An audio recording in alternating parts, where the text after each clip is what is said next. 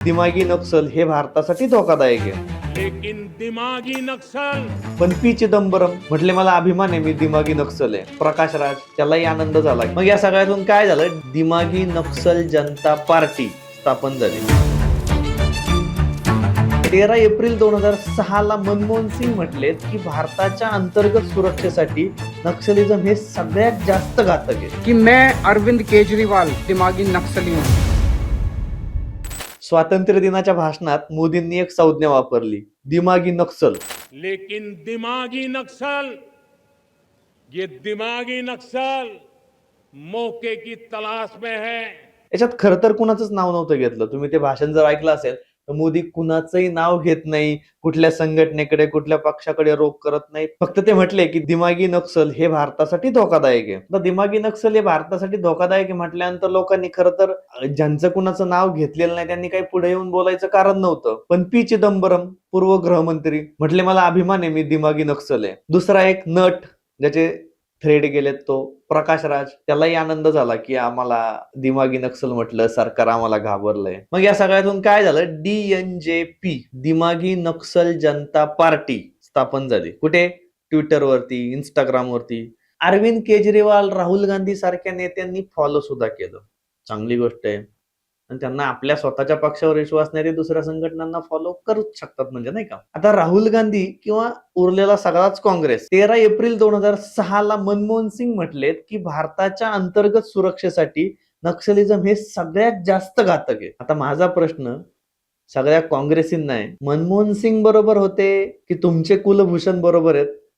जे नाव नाहीये, तुमच्या कुळाचं ज्यांच्यामुळे भूषण आहे असे राहुलजी जे म्हणतायत की मी सुद्धा दिमागी नक्सल आहे, ते बरोबर आहेत की मनमोहन सिंग म्हणत होते ते बरोबर आहे? हे एकदा तुम्ही आता ठरवा. पण आपल्याला ह्या भानगडीत पडायचं नाही, त्या पार्टीच्याही नाही पडायचं किंवा ज्यांनी त्याला सपोर्ट केलाय त्यांच्याशी आपल्याला काही घेणं देणं नाही. पण याच्यातून एक गोष्ट मात्र नक्की की मला वाटत नव्हतं मोदींनी आत्ताच 2029 ची तयारी सुरू केली. पण हे सगळं पाहता आता खात्री पटायला लागली. बघा ना, मागचे 2-4 महिने यांचे सीजेपी मध्ये गेलेत, आता सीजेपीतून हे DNJP मध्ये गेलेत. आता DNJP उभं राहणार, त्याचं कुठेतरी आंदोलन होणार, हा सगळा अनागोंदीचा कारभार सुरू राहणार. तोपर्यंत भाजप, नरेंद्र मोदी काय करणार? आपली संघटना मजबूत करणार, आपल्या पक्षाचं काम वाढवणार, जी महत्वाची कामं आहेत. जसं तुम्ही ऐकलं असेल की ते आता ट्युशनसाठी काय करणार आहेत, विद्यार्थ्यांसाठी काय करणार आहेत, काही लोकांना ट्रेनिंग वगैरे देणार आहेत, ते आपली कामं करत राहणार. पण आपला विरोधी पक्ष काय करणार?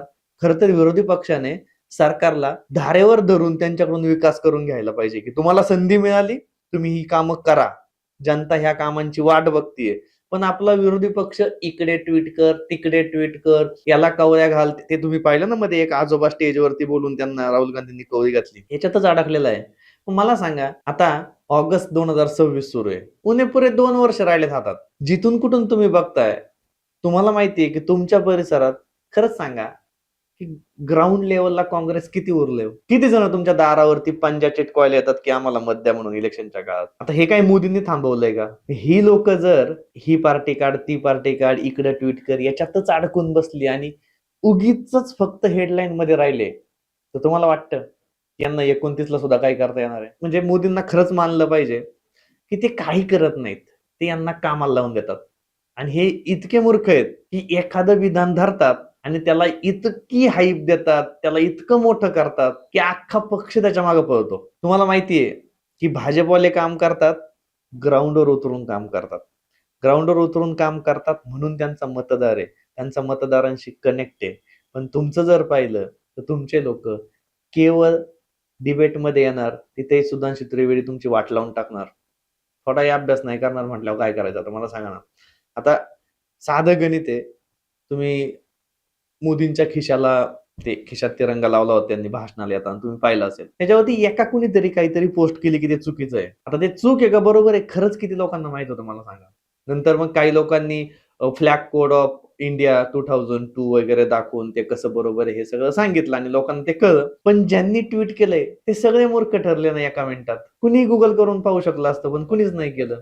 अशी ही सगळी एकत्र येऊन जी जत्रा तयार झाली त्याला जर लोक काँग्रेस म्हणत असतील, माझं काय असं म्हणणं नाहीये, पण याच्यातून शहाणपणा जवळजवळ नामशेष झालाय. तुम्ही एक गोष्ट लक्षात ठेवा, तुमच्या हिताची म्हणून सांगतो, मोदी प्रत्येक वेळेस तुमच्यासाठी आहे ना बाटली लावून ठेवतात. मोदी तुम्हाला उतरवत नाही, फक्त बाटली लावून ठेवतात. पण तुम्ही लोक इतके उतावळे असताना प्रत्येक वेळेस त्या बाटलीत उतरता. नका करू असं. आपला पक्ष, आपलं संघटन याच्यावरती फोकस करा. माझ्या तुम्हाला शुभेच्छा आहेत. मला फार आशा आहे की 2029 मध्ये तुम्ही 3 आकडी व्हाल. म्हणजे बाहेरचा एक अपक्ष घेऊन 3 आकडी जे तुम्ही झालेत, त्याऐवजी तुम्ही तुमच्या हिमतीवरती 3 आकडे व्हाल. कारण वागळेंसारखे मोठमोठे ज्येष्ठ लोक सांगतायत 280 वगैरे आत्ताच येऊ शकतात काँग्रेसचे. त्यांना कल्पना नाहीये काँग्रेसला 280 उमेदवार तरी मिळणार आहेत का या परिस्थितीत.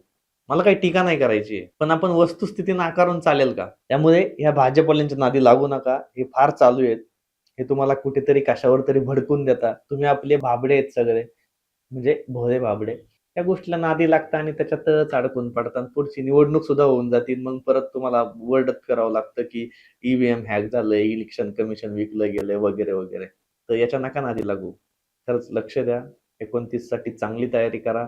निवडून या. म्हणजे तुम्ही जेवढे जमतील तेवढे जास्तीत जास्त निवडून या. प्रयत्न करा की तुम्हाला तुमची बाजू मजबूत करता येईल आणि या काल परवा पोरांनी काढलेल्या संघटनांना पाठिंबे देत बसावे लागणार नाही. ती लोक त्यांच्या अडचणी तुमच्याकडे विरोधी पक्ष म्हणून घेऊन येतील आणि तुम्ही त्याबद्दल सरकारला जाब विचाराल. करा, प्रयत्न करा. धन्यवाद.